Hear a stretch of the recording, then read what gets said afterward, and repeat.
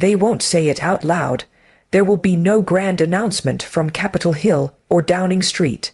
No official document will declare it, but behind closed doors in the quiet rooms of power there is a growing fear.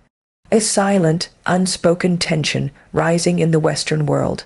It is not the fear of war, not even the fear of economic loss. It is the fear of something deeper, the fear of India's rise not just as a nation, but as a force of consciousness. In 2025, India is no longer the land of snake charmers and call centers. It is the land of data sovereignty, quantum computing, space innovation, and cultural resurgence. The West had written its own script for India, forever developing, always dependent, occasionally celebrated, but never equal. But that script is now obsolete. India is writing its own story, and that terrifies them. Why? Because power has always rested not just in weapons or wealth, but in the power to shape reality. And for centuries, the West has monopolized that power. They wrote the books, they made the rules, they defined what civilization, progress, and success meant. But now, India is breaking free, not just economically, but intellectually, spiritually, and strategically. It is no longer borrowing the West's lens to view itself. It is creating its own. When a country with over 1 billion people begins to think for itself, act for itself, and dream for itself, the balance of power shifts. Not with noise, but with gravity, and that is what the West fears, not India's noise, but its silence. Not its chaos, but its clarity. Not its GDP, but its direction. In 2025, India is the world's most populous democracy. Its youth are not just in search of jobs, they are in search of meaning, and that's dangerous to any system that relies on consumerism, conformity, and control. India is exporting software, satellites, spirituality, and self-confidence. This is not soft power. This is soul power, and it cannot be colonized. Western fear of India is not new, but it has evolved. Once they feared India as a colony rising in rebellion. Now they fear India as a civilization rising in relevance. The British came for spices and stayed for centuries. Now they return as investors, only to find India investing in itself. It builds its own highways, sends its own rockets, runs its own digital economy. It negotiates with giants, not as a beggar, but as a broker. This rise isn't accidental, it's generational, and more importantly, it's intentional. India is not rising because the world is being kind. India is rising because its people refuse to remain asleep. The youth that once wanted to leave are now staying. The minds that once followed are now leading. The voices that were once quiet are now shaping the global discourse.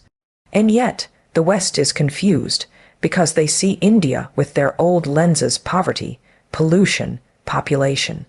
But they miss the new India: purpose, potential, and perseverance. What the West doesn't understand, it fears. And what it fears, it tries to control. But this is a different India.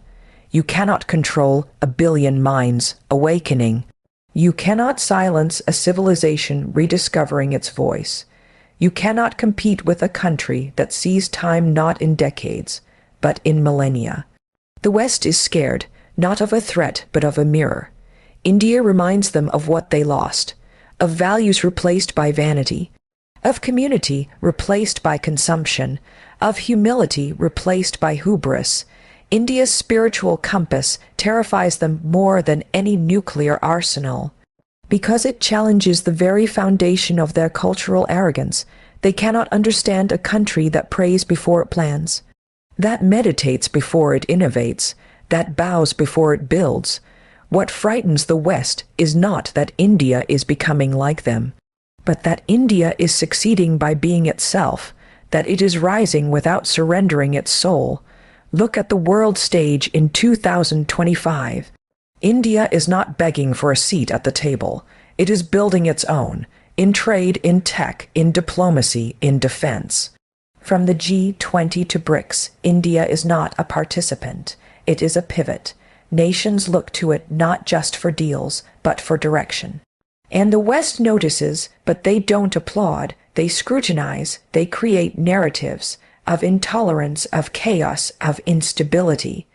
They paint India as divided, distracted, dangerous. Why? Because if the world sees India clearly, it will see the West differently. And the illusion of superiority breaks. They don't fear India's failure. They fear India's success. Because a successful India proves that progress does not have to be Western to be real. It shows that development doesn't need to abandon tradition, that science and spirituality can coexist, that unity doesn't require uniformity. India is a paradox to the Western mind, a land where temples and tech parks share space, where ancient mantras echo next to artificial intelligence, where the youth touch elders' feet and launch startups. This is not confusion. This is fusion, and it is the future. The Western fear is subtle, but deep. It is the fear that their century may be over, that the power they once held may be diffusing, that the torch they carried may now pass to hands that they once oppressed, and yet India carries no bitterness. It is not rising to dominate, but to demonstrate, not to avenge, but to awaken. It offers the world not a new empire, but a new example. In 2025, India teaches the world that strength is not loudness,